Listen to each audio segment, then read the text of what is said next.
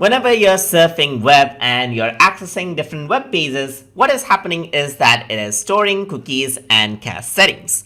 For example, if I were to go over here and type in, let's say, for example, dog right here, and then you can see that certain images has been loaded up.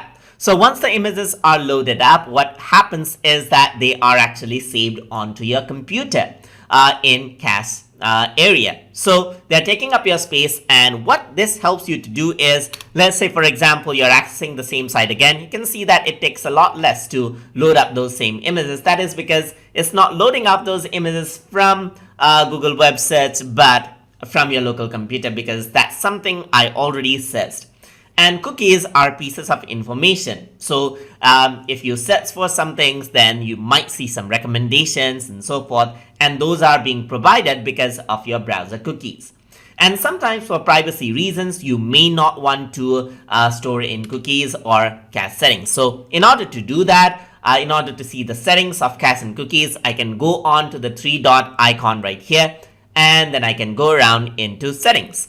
So once I do that, you can scroll down and you can see right here that there's different option over here, and you can access the cookies and other site data right from over here. So once you click on this, what happens is that you have an option to allow all cookies. So what all cookies does is that, let's say for example, you're visiting a web page like facebook.com. What happens is that it only stores cookies for that website. But when you allow all cookies, even those who are providing you with the advertisement, that is, if there's any third-party advertisement, they are saved as well, which is not recommended for privacy settings. So by default, the block third-party cookies is here in incognito right here.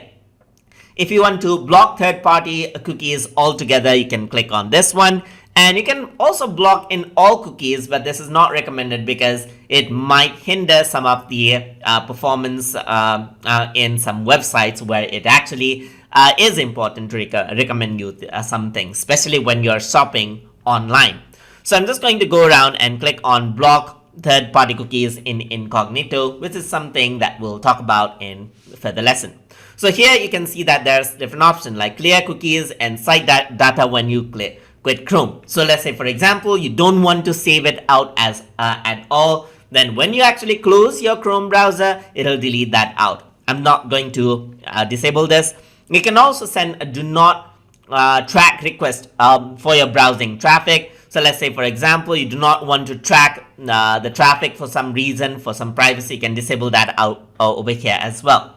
So this is what cache does: preload pages for faster browsing and searching.